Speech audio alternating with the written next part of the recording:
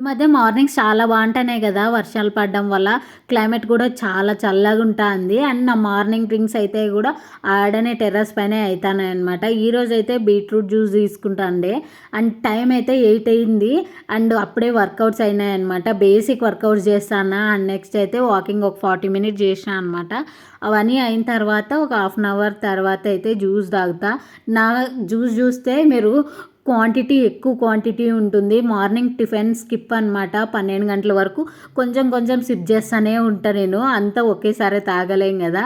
And ఇది beetroot juice కాబట్టి నా బీట్రూట్ జ్యూస్ కాంప్లికేటెడ్ ఏముండదు. 2 ఇంగ్రీడియంట్సే మీరు చూస్తున్నారు కదా!